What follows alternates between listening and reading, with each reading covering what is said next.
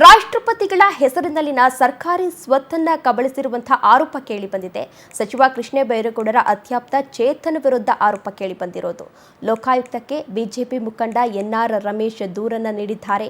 ನಕಲಿ ದಾಖಲೆಯನ್ನ ಸೃಷ್ಟಿಸಿ ಬೃಹತ್ ಸರ್ಕಾರಿ ಭೂಮಿಯನ್ನ ಕಬಳಿಕೆ ಮಾಡಿದ್ದಾರಾ? 2015ರಿಂದ 2020ರ ಅವಧಿಯಲ್ಲಿ ಪಾಲಿಕೆ ಸದಸ್ಯರಾಗಿ ಚೇತನ್ ಆಯ್ಕೆಯಾಗಿದ್ದರು. ಬ್ಯಾಟರಾಯನಪುರದ ಕೊಡಿಗೇಹಳ್ಳಿ ವಾರ್ಡ್ನ ಪಾಲಿಕೆ ಸದಸ್ಯರಾಗಿದ್ದರು. ಚೇರ್ಮನ್ ಕ್ಲಬ್ ಪಕ್ಕದಲ್ಲಿರುವಂತಹ ಜಾಗ ಕಬಳಿಕೆ ಮಾಡಿರುವಂತಹ ಆರೋಪ ಕೇಳಿಬಂದಿದೆ. ಚೇರ್ಮನ್ ಕ್ಲಬ್ ಅಧ್ಯಕ್ಷ ಚೇತನ್ರಿಂದ ಅಕ್ರಮ ಎಂದು ಹೇಳಿ ಈಗಾಗಲೇ ದೂರನ್ನು ಕೂಡ ಸಲ್ಲಿಸಲಾಗಿದೆ.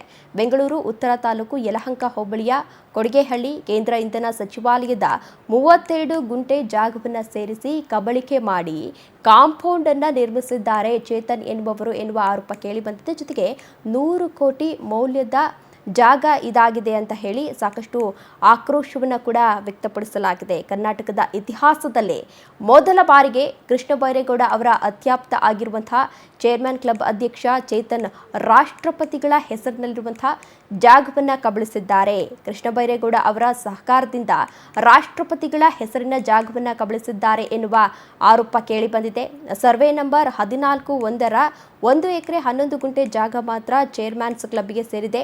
ಅದಕ್ಕೆ ಹೊಂದಿಕೊಂಡಂತೆ ಪಶ್ಚಿಮ ಭಾಗದಲ್ಲಿ ರಾಷ್ಟ್ರಪತಿಗಳ ಹೆಸರಲ್ಲಿ ಇಂಧನ ಸಚಿವಾಲಯದ ಜಾಗ ಇದೆ. ಅಲ್ಲಿ ಇಂಧನ ಸಚಿವಾಲಯದ ಕ್ವಾರ್ಟರ್ಸ್ಗಳನ್ನು ನಿರ್ಮಿಸಲಾಗಿದೆ. ಅಲ್ಲಿ ಖಾಲಿ ಜಾಗ ಇದ್ದಂತಹ 32 ಗುಂಟೆ ಜಾಗಕ್ಕೆ ರಾತ್ರೋರಾತ್ರಿ ಬೇಲಿಯನ್ನು ಹಾಕಿದ್ದಾರೆ. ಯಾಕೆ ಹಾಕಿದ್ದಾರೆ ಅಂತ ಹೇಳಿ ಪ್ರಶ್ನೆಯನ್ನು ಕೂಡ ಮಾಡಲಾಗಿದೆ. ತಪ್ಪು ಮಾಹಿತಿಯನ್ನು ನೀಡಿ ಜಿಲ್ಲಾಧಿಕಾರಿಗಳಿಂದ ಭೂ ಪರಿವರ್ತನೆಯನ್ನು ಮಾಡಿಕೊಂಡಿದ್ದಾರೆ ಎನ್ನುವ ಆರೋಪ ಕೂಡ ಕೇಳಿ ಬಂದಿದೆ.